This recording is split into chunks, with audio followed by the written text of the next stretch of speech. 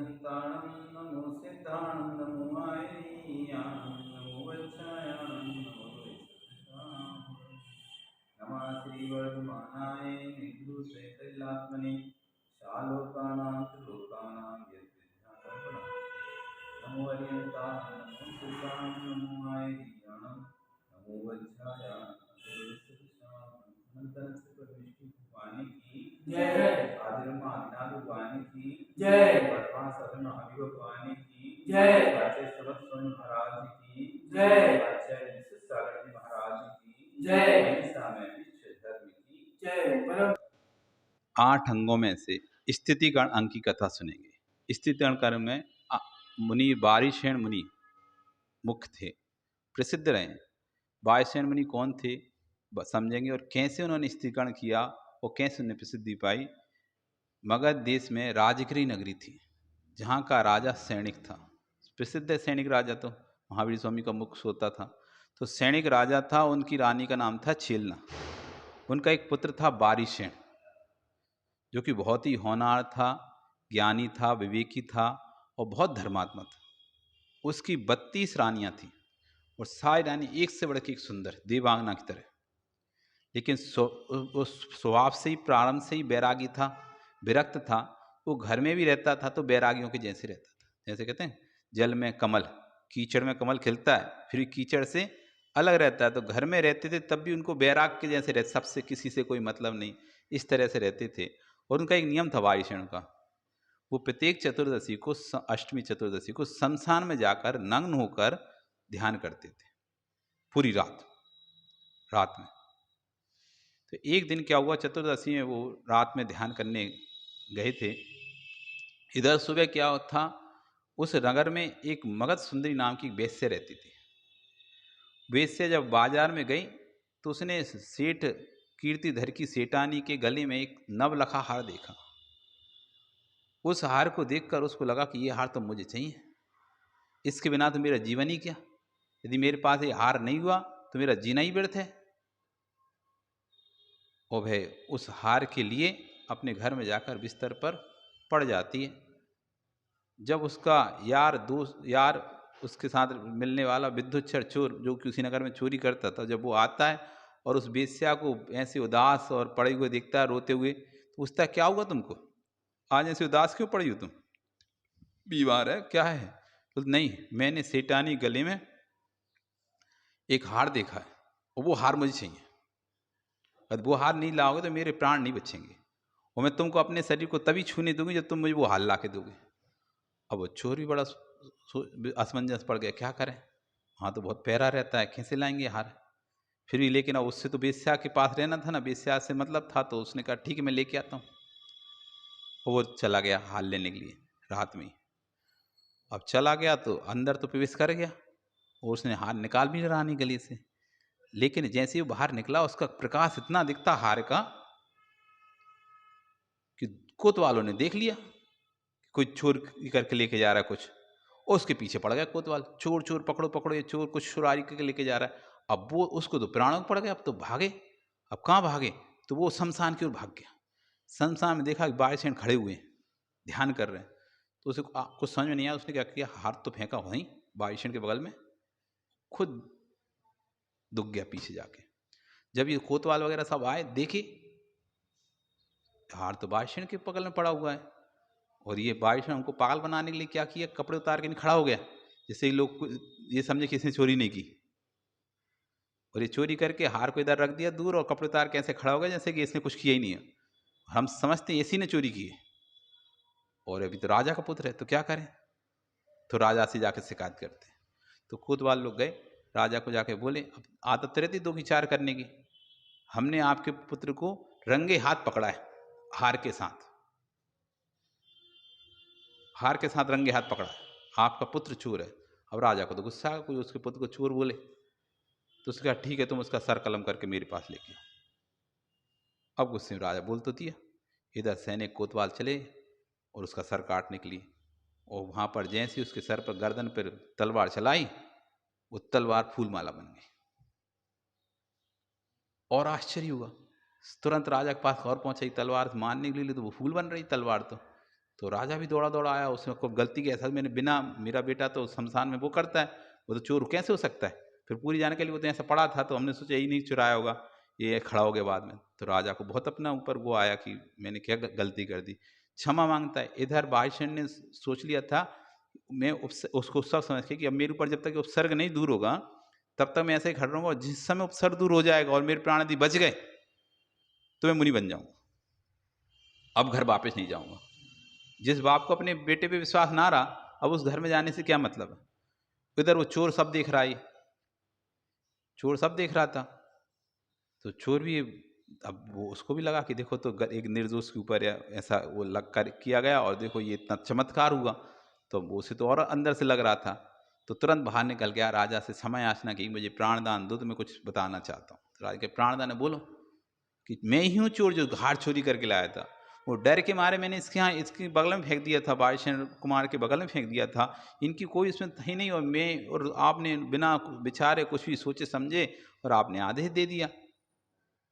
फिर वायुसेन को भी बोलता है कि मुझे माफ़ करो, मेरे कारण आपके ऊपर ऐसा अवसर हुआ है, आप घर जाइए वापस, गलती मेरी है। तो वो कहता नहीं भ्राता, तुमने जो किया अच्छा किया, कम से कम मुझे और मेरा बैराग जो था, जो डगमगा रहा था थोड़ा सा राग के कारण, माता पिता के राग, अब वो भी अब मेरा पूरा अच्छी तरह से बैराग को प्राप्त हुआ, और फिर वो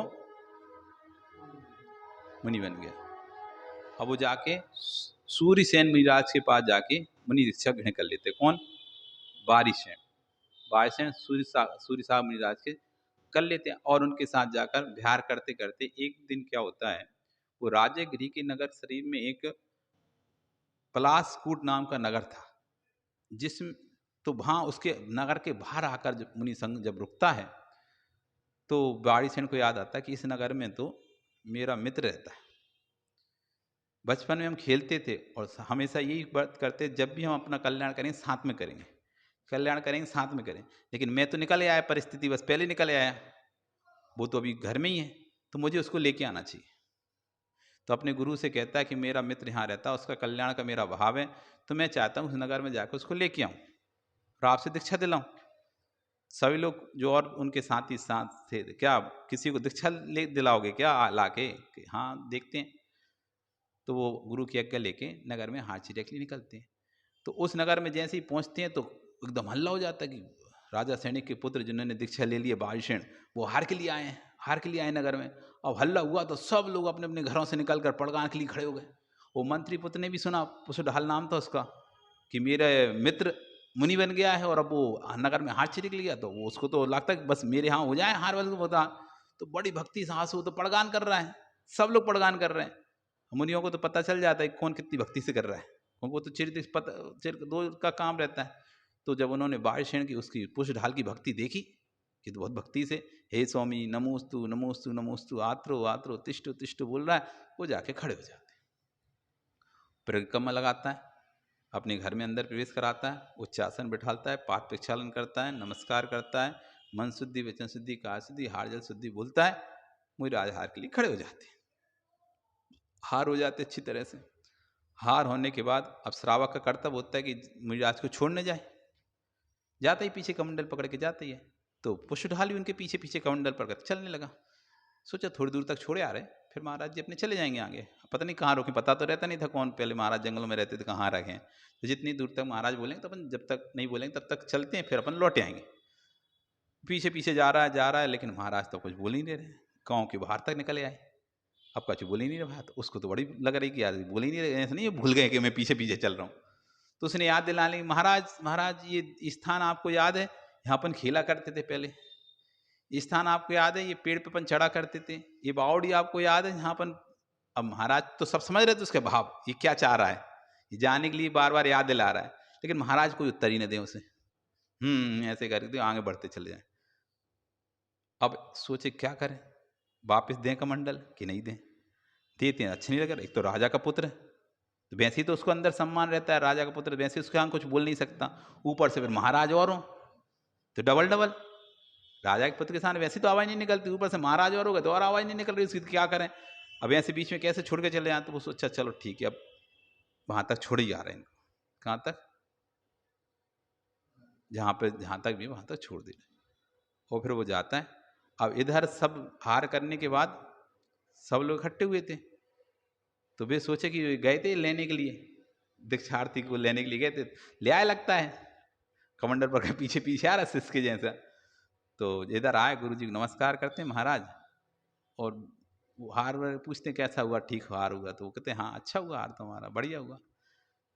ये कौन है?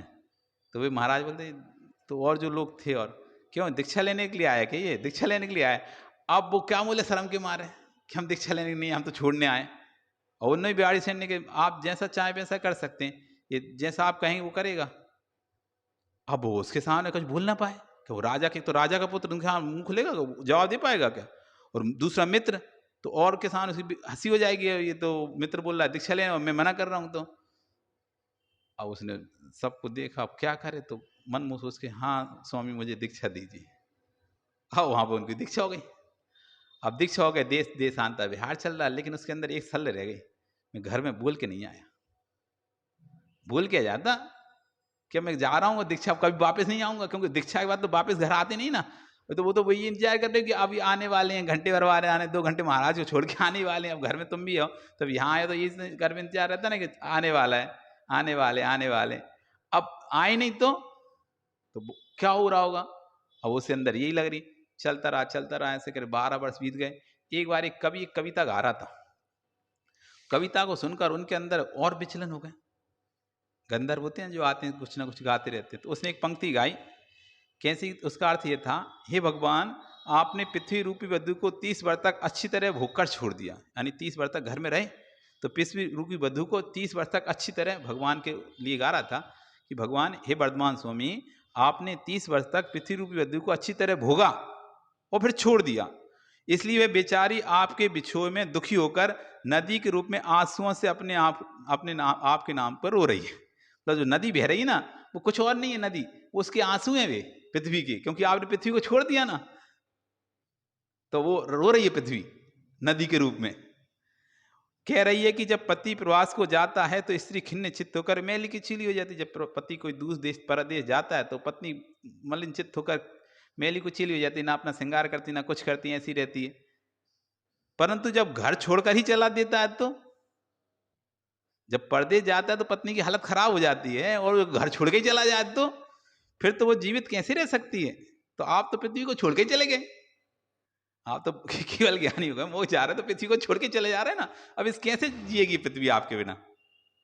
जब ये, और उसने कहा, उसने जो पुष्ट ढालना उसने अपने ऊपर ले ली, मेरी पत्नी भी देखो कैसे मेरे बेवो रो रही होगी, अभी वो कैसे जीवित रह रही होगी, कैसे क्या कर रही होगी। अब इसे तो और आधे आने लगे इसकी अपनी पत्नी की। पुष्ट ढाल समझ गए, वो वायुसेन समझ गए कि इसको तो मन नहीं लग रहा बिल्कुल भी।